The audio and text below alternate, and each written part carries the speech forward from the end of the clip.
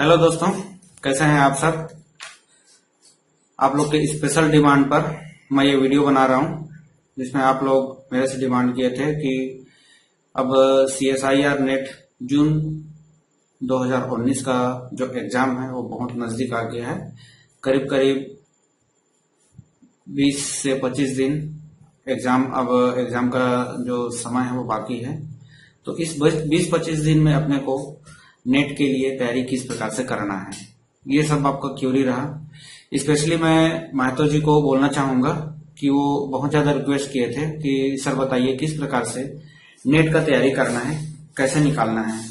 तो 20 दिन में मेरे को लगता है आप नेट निकाल लेंगे, नेट का एग्जाम जो है निकाल लेंगे, लेकिन JRF लेवल तक आप 20 दिन में नहीं पहुंच पाएंगे। अगर आपका कॉन्सेप्ट पहले से बहुत ज्यादा क्लियर होगा तो आप JRF तक पहुंच सकते हैं 20 दिन में। लेकिन अगर LS के लिए बात किया जाए तो अगर थोड़ा बहुत आप पहले से तैयारी किए होंगे तो ये 20 दिन में आप आसानी से LS का एग्जाम को क्रैक कर सकते हैं। तो ये 20 दिन का जो फंडा है, किस प्रकार से आपको तैयारी करना है, इसको मैं आपको समझाता हूं। और जिस टाइप से मैं अगर समझाता हूं तो मैं कह सकता हूं कि आप LS का एग्जाम श्योर क्रैक कर सकते हैं। और यहाँ पर जो मैं पैटर्न बता रहा हूँ आपको तैयारी करने का, ये कुछ इस टाइप से है। मेरा जो तैयारी करने का पैटर्न है, मेरा जो कहा जाए कि मैं भी कुछ तैयारी सेकंड अटेम्प्ट में LS का जो एग्जाम है वो क्रैक किया था। फर्स्ट अटेम्प्ट में मेरा MSc का जो यूनिवर्सिटी एग्जाम होता है वो फंस जाने के कारण से फर्स्ट अटेम्प्ट में मैं क्लियर नहीं कर पाया था। सेकंड अटेम्प्ट जब किया तो बस यही प्लानिंग किया कि किस तरह से क्वेश्चन का पैटर्न होता है और उसको किस प्रकार से अपने को क्लियर करना है। बस इसी टाइप से मैं जब ये तैयारी किया तो सेकंड अटेम्प्ट में ही मेरा निकल गया, जिसमें ओवरऑल जो रैंक है वो 44 रैंक आया था। और मैं OBC कैटेगरी को बिलोंग करता हूं, तो ओवरऑल रैंक जो मेरा था वो 44 था। ठीक, तो मैं यहाँ पर आपको जो बता रहा हूँ ये डिवाइड किया मैं आपको जो क्या बोलते हैं 200 मार्क का जो नेट का एग्जाम होता है, नेट का पेपर होता है, उसमें 160 मार्क पर आपको बेस बता रहा हूँ। 160 मार्क आप कैसे ले सकते हैं। ठीक, अगर 160 मार्क मैं आपको यहाँ पर मोटा मोटा 160 मार्क लिया हूँ, जिसमें आप मैक्सिमम मेरे हिसाब से चलेंगे तो कवर कर सकते हैं। जिसमें से यदि आप मान लेते हैं 160 ना कवर करके आप 120 कवर करते हैं, ठीक, आप अपने हिसाब से आप अपनी क्षमता के अनुसार से 120 मार्क यदि कवर करते हैं बिना गलत किए, फिर भी कहीं ना कहीं कोई क्वेश्चन जैसे कि आप लगाते हैं सही, लेकिन कुछ क्वेश्चन गलत हो ही जाता है, तो उस हिसाब से मैं 20 मार्क को और छोड़ देता हूं। तो 120 में अगर 20 पॉइंट को 20 मार्क को और रॉन्ग कर देता हूं, मतलब काट देता हूं, तो आपका जो मार्क बच जाता है वो 100, मतलब 50% गेन करते हैं आप। तो 50% में आप LS एग्जाम को क्रैक कर सकते हैं। और यही इसी टॉपिक पर मतलब ये 100 मार्क पर 160 जो लेकर चल रहे थे, जिसमें पूरा काट के हम 100 मार्क गेन करते हैं, तो उस पर बेस मैं यहाँ पर आपको किस प्रकार से तैयारी करना है इसके बारे में जानकारी दे रहा हूँ। ठीक, और मैं यहाँ पर लिया हूँ जो प्लान लिया हूँ, ये प्लान है। और ये मेरा जो प्लान है वो करीब करीब 20 डेज का प्लान है। 20 डेज में आप किस प्रकार से इसको कवर करेंगे। तो सबसे पहले यहाँ पर देख सकते हैं, मैं कुछ इस प्रकार से यहाँ पर आपको समझाने के लिए रिटर्न में आपको बना दिया हूँ यहाँ पर आपके लिए। और इसमें ज्यादा कुछ नहीं, मैं जैसे बोलते जा रहा हूँ वो लिखते जाइए, या तो डिस्क्रिप्शन बॉक्स में जाकर आप इसका जो PDF है मैं अपलोड कर दूंगा, वहां से जाकर इसको ले सकते हैं। या तो मेरे फेसबुक पेज जो योगेश केमिस्ट्री है वहां पर मैं इसको अपलोड कर दूंगा, वहां से जाकर आप इसको डाउनलोड कर सकते हैं। तो इसमें जो टॉपिक मैं बता रहा हूं उस टॉपिक के आधार पर आप चलते हैं, तो कैसे क्रैक करेंगे ये बता रहा हूं। पहला लेता हूं मैं फिजिकल केमिस्ट्री से, पहला पोर्शन में फिजिकल केमिस्ट्री उठा रहा हूं। पॉइंट ग्रुप तो जनरली मैं वीडियो भी अपलोड कर चुका हूं और आप लोग उस वीडियो को बहुत सराहे हैं, बहुत अच्छा लगा है बोले हैं। तो जितना इजी लैंग्वेज में हो सके मैं समझाने का प्रयास किया हूं। अगर पॉइंट ग्रुप को आप हैंडल करते हैं तो बहुत इजीली हैंडल कर सकते हैं, उसमें कोई प्रॉब्लम ज्यादा क्रिएट नहीं होता है अगर आप इसको थोड़ा सा समझते हैं ठीक। इसमें जो क्वेश्चन आता है 4 मार्क का क्वेश्चन 2 क्वेश्चन होता है, मतलब 8 मार्क, और 2 मार्कर का एक क्वेश्चन होता है, टोटल मिला के 10 मार्क होता है यहाँ पर। ठीक, इसको आप बहुत इजीली से हैंडल कर सकते हैं, 10 मार्क इजीली ले सकते हैं, ज्यादा टाइम भी नहीं लगता है इसमें। फिर भी यहाँ पर थोड़ा सा समझने में बहुत लोग को दिक्कत होता है, स्पेशली इसमें आपको पढ़ना है पॉइंट ग्रुप। पॉइंट ग्रुप का होल टॉपिक आपको लेना है, सभी टॉपिक के बारे में आपको जानकारी होना जो बहुत जरूरी है पॉइंट ग्रुप में। स्पेशली आप यहाँ पर ऑर्बिटल रोटेशन, अभी का जो पैटर्न चल रहा है CSIR नेट का, वो ऑर्बिटल रोटेशन बेस्ड प्रॉब्लम दिया जा रहा है।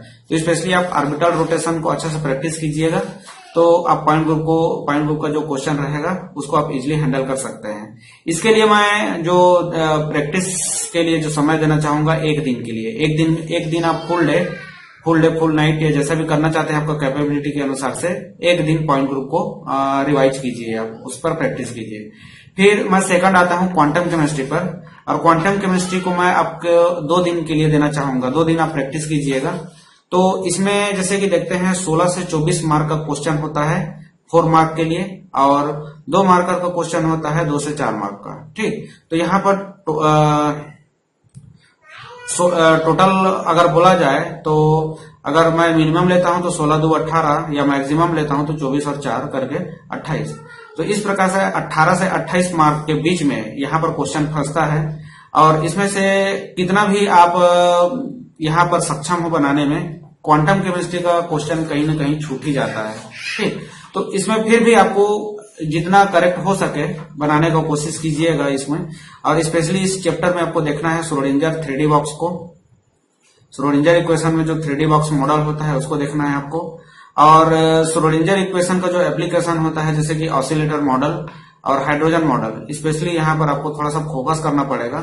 ऑसिलेटर बेस्ड क्वेश्चन पिछले 2 साल से थोड़ा सा ज्यादा पूछना शुरू किया है, तो ऑसिलेटर मॉडल को थोड़ा विशेष ध्यान रखिएगा। यहाँ पर प्रॉब्लम कुछ इस प्रकार से देता है, जो भी क्वेश्चन देता है आपको इज इक्वल टू 0 कर देना है, और वहां से कांस्टेंट वैल्यू निकालकर फिर इसको सॉल्व कर लेना रहता है। बस यहीं पर थोड़ा सा घुमाता है, तो थोड़ा सा आप इसको समझिए ऑसिलेटर मॉडल को।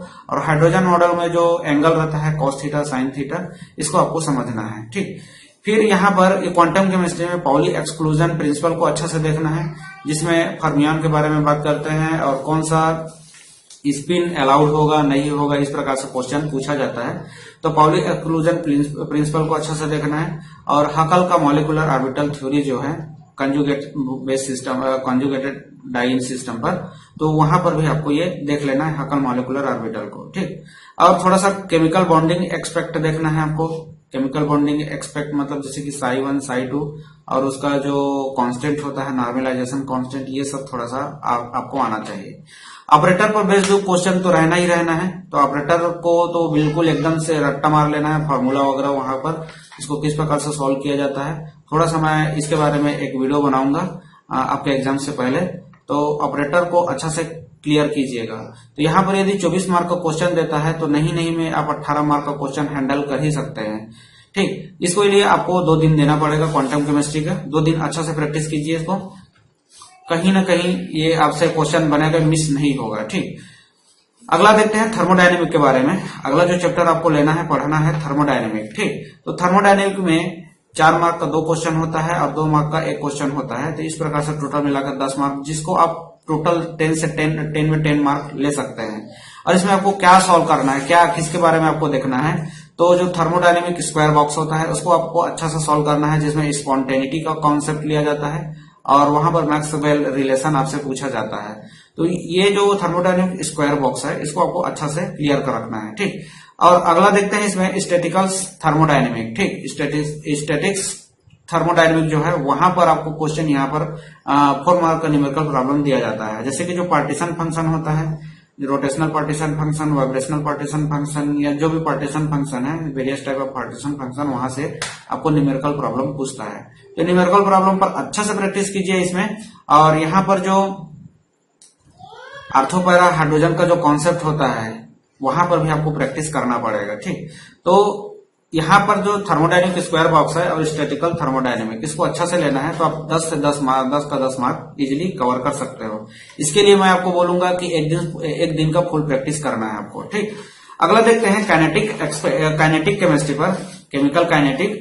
तो काइनेटिक केमिस्ट्री का काइनेटिक्स पर आपको यहाँ पर 4 मार्क का 2 क्वेश्चन मिल जाता है और 2 मार्क का 2 क्वेश्चन मिल जाता है। इस प्रकार से टोटल 12 मार्क होता है, जिसको आप 12 मार्क का 12 मार्क इजिली हैंडल कर सकते हो, आप गेन कर सकते हो। ठीक, इसके लिए आपको क्या करना है, केमिकल काइनेटिक में स्टडी स्टेट एप्रोक्सीमेशन इसको अच्छा से करना है, स्टडी स्टेट एप्रोक्सीमेशन, और साथ में इक्विलिब्रियम जो एप्रोक्सीमेशन होता है इसको भी करना है। ज्यादा फोकस करना है आपको एसएसए पर, स्टडी स्टेट एप्रोक्सीमेशन पर, जिसमें एंजाइम काइनेटिक्स भी आता है। स्टडी स्टेट एप्रोक्सीमेशन पर ही एंजाइम काइनेटिक बेस्ड आपको ग्राफिकल क्वेश्चन भी पूछा जाता है। तो एंजाइम काइनेटिक्स को बहुत अच्छा से देखना है और एसएसए को बहुत अच्छा से देखना है। ठीक, और काइनेटिक्स से बेस्ड जो 2 मार्क का क्वेश्चन होता है, इसके लिए आपको बीएससी लेवल पर स्टडी करना पड़ेगा। बीएससी लेवल का जो टेक्स्ट बुक होता है उसको उठाइए और उस पर भी स्टडी कीजिए। इसके लिए मैं आपको समय देना चाहूंगा 1 दिन। 1 दिन में आप इतना को पूरा बहुत अच्छा से कवर कर सकते हैं। यहाँ पर न्यूमेरिकल प्रॉब्लम भी होता है और ग्राफिकल क्वेश्चन भी होता है, जिस पर आपको बेस्ड प्रॉब्लम फंसाता है कि कौन सा रिलेशन सही होगा, इस टाइप से। तो आपको 1 दिन में अच्छा से काइनेटिक्स किया जा सकता है। साथ में आपको इसी 1 दिन में मैं और इंक्लूड करना चाहूंगा मैक्रोमॉलिक्यूल या काइनेटिक पॉलीमर काइनेटिक को। ठीक, इसमें 4 मार्क का 1 क्वेश्चन होता है, 2 मार्क का 1 क्वेश्चन होता है, टोटल मिलाकर 6 मार्क। ठीक, 12 मार्क काइनेटिक से, 6 मार्क मैक्रोमॉलिक्यूल से। ये बहुत ज्यादा लेंदी टॉपिक नहीं है, बहुत छोटा सा टॉपिक है जिसको आप इजिली कवर कर सकते हो। मैक्रोमॉलिक्यूल का मोलर मास कैलकुलेट करना है ऑस्मोटिक प्रेशर टेक्निक से, या तो फिर और बहुत कई एक टेक्निक होते हैं जिसके द्वारा से आपको निकालना पड़ता है, निकालने के लिए पूछा जाता है। यहाँ पर भी ग्राफिकल क्वेश्चन डाल देता है। या तो फिर आपको जो लेंथ होता है, कंटूर लेंथ, आरएमएस लेंथ, ये सब लेंथ के बारे में, जो पॉलीमर का लेंथ होता है वहां से बेस्ड क्वेश्चन होता है। या तो डिस्पर्सिव इंडेक्स पर होता है। तो इसको आपको मैक्रोमॉलिक्यूल का होल टॉपिक आपको कवर करना पड़ेगा। ज्यादा लेंथी नहीं है टॉपिक, हार्डली ये 2 से 3 घंटा में अगर आराम से करना चाहेंगे तो 2-3 घंटा में आराम से किया जा सकता है। ठीक, तो काइनेटिक मैक्रोमॉलिक्यूल को 1 दिन के लिए, और सरफेस केमिस्ट्री मतलब काइनेटिक, मैक्रोमॉलिक्यूल और सरफेस केमिस्ट्री, इतना को आप अगर 1 दिन में कवर कर देते हैं तो बहुत अच्छा है। सरफेस केमिस्ट्री पर ज्यादा क्वेश्चन नहीं बनता है। आपको क्वेश्चन कहां से बनाता है, लैंगमुइर, फ्रेंडलिक और बीईटी इक्वेशन, ये 3 ही इक्वेशन है जहां से आपको क्वेश्चन देता है, जिसमें सबसे ज्यादा पूछा जाता है लैंगमुइर इक्वेशन पर। और यहाँ पर ग्राफिकल क्वेश्चन देता है, न्यूमेरिकल प्रॉब्लम देता है, बहुत सारे टाइप से यहीं पर क्वेश्चन बनाता है लैंगमुइर पर। ठीक, थोड़ा बहुत कॉन्सेप्ट आपको 2 मार्क के लिए बेसिक कॉन्सेप्ट जो है बीएससी लेवल से लेना पड़ेगा। तो ये टोटल मिलाकर यहाँ पर जो 4 नंबर का 1 क्वेश्चन होता है और 2 नंबर का 1 क्वेश्चन होता है, टोटल 6 मार्क होता है। काइनेटिक, मैक्रोमॉलिक्यूल और सरफेस केमिस्ट्री आप ज्यादा से ज्यादा लेना चाहते हैं तो 1 या 2 दिन ले लीजिए, 2 दिन से ऊपर नहीं जाना चाहिए। ये इतना में आप बीएससी लेवल को भी कवर कर सकते हैं, और जो एमएससी लेवल का जो क्वेश्चन पूछा जाता है आपको हार्ड टॉपिक, वहां को भी कवर किया जा सकता है। ठीक, तो सरफेस जो फिजिकल केमिस्ट्री में इतना ही, लेकिन एक टॉपिक इसमें और ऐड करूंगा मैं फिजिकल केमिस्ट्री में, मॉलिक्यूलर स्पेक्ट्रा पर। मॉलिक्यूलर स्पेक्ट्रा में आपको 20 मार्क का क्वेश्चन मिलेगा, 20 मार्क का, और ये थोड़ा सा ऑर्गेनिक सेक्शन भी इसको आप यहीं पर इंक्लूड कर लीजिएगा। जैसे कि यहाँ पर मॉलिक्यूलर स्पेक्ट्रा में आपको न्यूमेरिकल प्रॉब्लम दिया जाता है। इसमें all type of formula, 4-5 type का फार्मूला है। जैसे कि रमन स्पेक्ट्रा पर एक फार्मूला मिल जाएगा आपको, एक एनएमआर पर इस पे फार्मूला मिल जाता है, एक ईएसआर पर न्यूमेरिकल प्रॉब्लम मिलता है। तो यहाँ पर 4-5 टाइप से न्यूमेरिकल प्रॉब्लम होता है जिसको आप अच्छा से कवर कर सकते हैं, और वहां पर आपको सीधा सीधा ये नंबर गेन कराता है। ठीक, यहाँ पर इसका जो बेसिक कॉन्सेप्ट होता है सभी स्पेक्ट्रा का, जो स्पेक्ट्रोस्कोपी का, वो कॉन्सेप्ट बहुत अच्छा से आना चाहिए। साथ में मास स्पेक्ट्रोस्कोपी को अच्छा से कवर करना है और ईएसआर को बहुत अच्छा से कवर करना है आपको। ठीक, और ऑर्गेनिक स्पेक्ट्रा में जो एनएमआर होता है उसको आपको अच्छा से कवर करना है। तो 20 मार्क में से मैं बोलूंगा आप 14 से 15 मार्क इजिली कवर कर सकते हैं। बहुत इजी होता है मॉलिक्यूलर स्पेक्ट्रा। थोड़ा सा आपको न्यूमेरिकल प्रॉब्लम सॉल्व करने में हो सकता है दिक्कत आए, लेकिन अगर प्रैक्टिस करेंगे तो बहुत इजी हो जाता है। तो अगर मॉलिक्यूलर स्पेक्ट्रा को मैं 1 दिन देना चाहूंगा, या आप ज्यादा से ज्यादा 2 दिन ले सकते हैं, इससे ऊपर नहीं जाना चाहिए। मतलब जैसे कि अगर काइनेटिक, मैक्रोमॉलिक्यूल, सरफेस और मॉलिक्यूलर स्पेक्ट्रा को मैं बात करता हूं तो ये 3 दिन के अंदर कवर हो जाना चाहिए। ठीक, इससे ज्यादा आपको इस पर समय नहीं देना है। ठीक, उसके बाद बात करते हैं सॉलिड स्टेट पर। सॉलिड स्टेट, इसका जो केमिस्ट्री के बारे में बात करते हैं तो 4 मार्क का 1 क्वेश्चन होता है और 2 मार्क का 1 क्वेश्चन होता है, टोटल 6 मार्क होता है, जो कि आप बहुत इजीली हैंडल कर सकते हैं। वही क्वेश्चन बार बार रिपीट होता है, जैसे कि लैटिस स्ट्रक्चर आपको डिफाइन करना है कि कौन सा एफसीसी स्ट्रक्चर बना रहा है, बीसीसी या एससीसी, इस टाइप से। डेंसिटी बेस्ड प्रॉब्लम होता है, आपको कुछ वहां पर मॉलिक्यूलर मास दिया जाएगा और आपको डेंसिटी निकालना होता है। मिलर इंडाइस और ब्रेक इक्वेशन को जोड़कर प्रॉब्लम बनाया जाता है, तो इस पर भी आपको वर्क करना पड़ेगा। और पैकिंग फ्रैक्शन, इतना को आप कवर कर लेते हैं तो सॉलिड स्टेट केमिस्ट्री बहुत इजी से आप हैंडल कर सकते हैं, जो कि 6 मार्क का होता है और ये कहीं भी आप मिस नहीं करोगे। ठीक, एक दिन के लिए सॉलिड स्टेट केमिस्ट्री आप प्रैक्टिस कीजिए। फिर अगला देखते हैं केमिकल बॉन्ड। केमिकल बॉन्ड में आपको 4 मार्क का क्वेश्चन मिल सकता है। इसमें बहुत सारे क्वेश्चन हो सकते हैं, 4 मार्क का हो सकता है, 2 मार्क का होता है, या इस प्रकार से 6 से 8 मार्क का क्वेश्चन यहाँ पर मिल जाता है। और इसको आपको पूरा का पूरा कवर करना है। कॉन्सेप्ट, बेसिक कॉन्सेप्ट जो बीएससी लेवल से होता है वहीं से कवर करना है। अगर आप थोड़ा बहुत एडवांस करना चाहते हैं तो एमएससी लेवल से कर सकते हैं, नहीं तो मेरे को नहीं लगता है कि आप एमएससी लेवल पर जाएं। बीएससी लेवल पर इस कॉन्सेप्ट को सॉल्व करते हैं तो भी सफिशिएंट है केमिकल बॉन्डिंग के लिए। वहीं पर आप केमिकल बॉन्डिंग के साथ साथ आप केमिकल पीरियोडिसिटी को कवर करना चाहते हैं तो बस रेडियस के बारे में क्वेश्चन होता है और आयोनाइजेशन एनर्जी के बारे में क्वेश्चन होगा तो ज्यादा से ज्यादा, नहीं तो वहां पर कोई क्वेश्चन नहीं बनाता है ज्यादा, तो उसको आप छोड़ सकते हैं। ठीक, केमिकल बॉन्डिंग को आपको करना है। बेसिक कॉन्सेप्ट जैसे कि बॉन्डिंग कैसे होता है, बस ऐसी टाइप का कॉन्सेप्ट लेना है। अगला मेन ग्रुप एलिमेंट के बारे में बात करते हैं तो 6 से 8 मार्क का यहाँ पर क्वेश्चन होता है। तो इसमें भी आपको क्या करना है, बीएससी लेवल का ही जो कॉन्सेप्ट है वहां को कवर कर सकते हैं। तो एक दिन में आप केमिकल बॉन्ड कर लीजिए, एक दिन में मेन ग्रुप को कर लीजिए।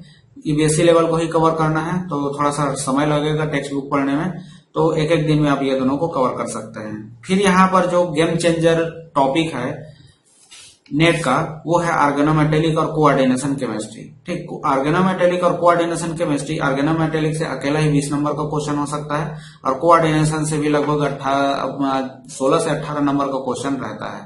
ठीक, तो ऑर्गेनोमेटेलिक को आप दे सकते हो 2 दिन और कोऑर्डिनेशन केमिस्ट्री को दे सकते हो आप 2 दिन। गेम चेंजर है, इसको अच्छा से करना है आपको। तो इसमें ऑर्गेनोमेटेलिक में आप कर सकते हैं क्लस्टर के बारे में। क्लस्टर में आपको होल टॉपिक लेना है।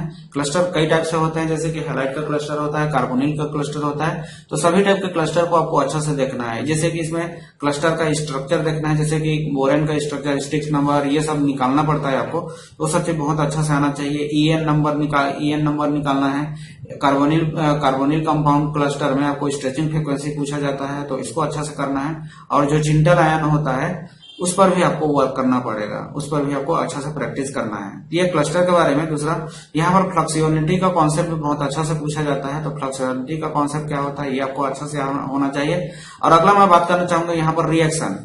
यहीं पर क्वेश्चन पूरा का पूरा कहीं ना कहीं घूम के रहता है रिएक्शन पर। स्पेशली आपको क्या देखना है, +2 ऑक्सीडेशन स्टेट जो चेंज होता है, जैसे कि ऑक्सीडेशन और ऑक्सीडेटिव एडिशन और रिडक्टिव एलिमिनेशन। तो यहाँ पर आपको अच्छा से समझना है। कोई क्वेश्चन को ऐसा घुमाता है कि यहाँ पर +2 चेंजेस ही आपको देखना पड़ता है। जैसे ही आप पकड़ लेते हो क्वेश्चन बहुत इजी हो जाता है। दूसरा, यहाँ पर इंसर्शन रिएक्शन के बारे में बहुत दिया जाता है, जैसे कि माइग्रेटरी इंसर्शन और कार्बोनिल कंपाउंड को बीच में इंसर्ट किया जाता है। तो आपको याद रखना है कि कार्बोनिल कार्बन कौन सा है और बाहर से ऐड हुआ कार्बन कौन सा है। इस टाइप से क्वेश्चन आपको यहाँ पर फंसाता है इंसर्शन में। और बीटा हाइड्राइड एलिमिनेशन होने से कंपाउंड पर क्या क्या इफेक्ट पड़ता है, ये सब के बारे में आपको स्टडी करना पड़ेगा। अगर इतना कोई स्टडी आप कर लेते हैं, थोड़ा बहुत आप क्या बोलते हैं जो कैटालिस्ट है वहां पर जाकर भी वर्क कर सकते हैं, मेहनत कर सकते हैं, वहां पर प्रैक्टिस कर सकते हैं, जैसे कि विल्किंसन पर, या तो जो क्या बोलते हैं सी वाला नाम भूल रहा हूं मैं।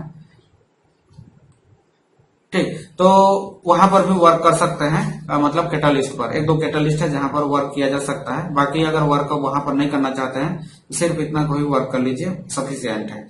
कोऑर्डिनेशन केमिस्ट्री में A to Z पढ़ना पड़ेगा। इसमें कहीं से भी क्वेश्चन आ जाता है। आपको यहाँ पर बीएससी लेवल को भी क्लियर करना पड़ेगा, साथ साथ आपको एडवांस एमएससी लेवल पर भी जाना पड़ेगा। पूरा का पूरा टॉपिक करना है। साथ में आपको टर्म सिंबल के बारे में भी यहाँ पर देखना पड़ेगा। टर्म सिंबल से क्वेश्चन रहना ही रहना है। कौन सा अलाउड ट्रांजिशन है, कौन सा फॉरबिडन ट्रांजिशन है, साथ साथ में देखना पड़ेगा। टर्म सिंबल में आपको एटॉमिक पर भी देखना है और मॉलिक्यूलर टर्म सिंबल, दोनों को ही देखना पड़ेगा। दोनों से ही क्वेश्चन रहता है, जिसको भी अच्छा से होल टॉपिक कवर करते हुए क्लियर करना है, जिससे आप 16 से 18 मार्क इजीली कवर कर सकते हैं। ठीक, एफ ब्लॉक पर जाते हैं। अगला टॉपिक, एफ ब्लॉक के लिए आपको 1 दिन देना है, या 1 दिन भी देना नहीं पड़ेगा। इसके लिए थोड़ा सा कम समय, तो आप इसको कोऑर्डिनेशन केमिस्ट्री पर ही जोड़ सकते हैं। इसमें आपको स्पेशली क्या देखना है, सेपरेशन टेक्निक देखना है और कलर प्रॉपर्टी, मैग्नेटिक प्रॉपर्टी और ऑक्सीडेशन स्टेट, सिर्फ इतना ही देखना है, बाकी सबको छोड़ देना है। क्या क्या देखना है आपको, कलर प्रॉपर्टीज देखना है, मैग्नेटिक प्रॉपर्टी देखना है, ऑक्सीडेशन स्टेट और सेपरेशन टेक्निक, सिर्फ इतना ही रहता है इसमें। इससे बाहर का क्वेश्चन नहीं रहता है, बस इसी को रट्टा मार लीजिए आप, इसी को समझिए, क्लियर हो जाएगा। 6 मार्क का क्वेश्चन मिलेगा, 4 का 1 और 2 का 1, ठीक, इस प्रकार से 6 मार्क का क्वेश्चन मिलता है। अब इतना तो हो गया इनऑर्गेनिक और फिजिकल सेक्शन। थोड़ा सा आपको ऑर्गेनिक में तो सभी को फोबिया रहता है, ऑर्गेनिक देखकर सभी को डरते हैं। कुछ एक बंदे जो होते हैं ऑर्गेनिक में बहुत ही अच्छा से टैलेंटेड होते हैं। मैं भी ऑर्गेनिक देखकर बहुत ज्यादा डरता हूँ, ऑर्गेनिक का फोबिया मेरे को भी है, तो ऑर्गेनिक सेक्शन में हाथ ही नहीं लगाता हूँ। फिर भी मैं आपको सजेस्ट करना चाहूंगा, ऑर्गेनिक में कुछ ऐसा प्रॉब्लम है जिसको आप कवर कर सकते हो। जैसे कि अगर जीओसी के बारे में बात करते हैं, जनरल ऑर्गेनिक केमिस्ट्री, जिसमें हम क्या देखते हैं, जनरल ऑर्गेनिक केमिस्ट्री में आई इफेक्ट देखते हैं, इंडक्टिव इफेक्ट, जो कि बहुत इजी होता है, आप इजीली कवर कर सकते हो। और दूसरा, आप RSEZ जो नोटेशन होता है, नॉमेनक्लेचर का जो नोटेशन होता है फ्लाइंग वेज मॉडल पर, या तो फिर क्या बोलते हैं न्यूमेन या सी हॉर्स प्रोजेक्ट, ये सब जो होता है उस मॉडल पर सबको आप क्लियर करते हुए इस थोड़ा सा जीओसी के बारे में देख सकते हैं। और यहाँ पर जो सबसे ज्यादा क्वेश्चन पूछा जाता है कन्फर्मेशन पर, और जनरली यहाँ पर साइक्लोहेक्सेन पर डाई सब्स्टिट्यूट मोनो सब्स्टिट्यूट डाल के बहुत सारा टाइप से इसको क्वेश्चन को फंसाता है। ट्विस्टेड करेंगे फिर रोटेट करेंगे, इस प्रकार से बहुत टाइप से इसको क्वेश्चन को फंसा देता है, ठीक। तो जीओसी में आप आई इफेक्ट देखिए, RSEZ नॉमेनक्लेचर को देखिए, और यहीं पर आपको फ्लाइंग वेज मॉडल, ये सब थोड़ा सा बेसिक कॉन्सेप्ट आना चाहिए। कन्फर्मेशन के बारे में आपको देखना है, और बेसिसिटी के बारे में, जो ऑर्गेनिक कंपाउंड होता है उसका बेसिसिटी या एसिडिटी, इसके बारे में आपको अच्छा से आना चाहिए। तो जीओसी में ज्यादा तो नहीं बोलूंगा मैं, 4 से 6 मार्क आप इजीली जीओसी से कवर कर सकते हैं। ज्यादातर तो इसमें रिएक्शंस ही होते हैं, फिर भी आप 4 से 6 मार्क जीओसी के बेस पर कवर कर सकते हो। और इसको आप, जीओसी थोड़ा सा लंबा होता है, तो इसको आपको कवर करने के लिए लगभग 1 से 2 दिन देना पड़ेगा, ठीक। इसमें साथ में आपको क्या करना है, पेरिसाइक्लिक रिएक्शन देखते ही बनता है, बहुत इजी होता है। अगर कॉमन टाइप से दे दिया है तो ठीक। और यहाँ पर 8 मार्क का क्वेश्चन आपको पेरिसाइक्लिक रिएक्शन हैंडल कर सकते हो। यहाँ तो ज्यादा रहता है, लेकिन 8 मार्क को आप हैंडल कर सकते हो। तो पेरिसाइक्लिक रिएक्शन आप फुल डे कर सकते हैं 2 दिन के लिए, ठीक।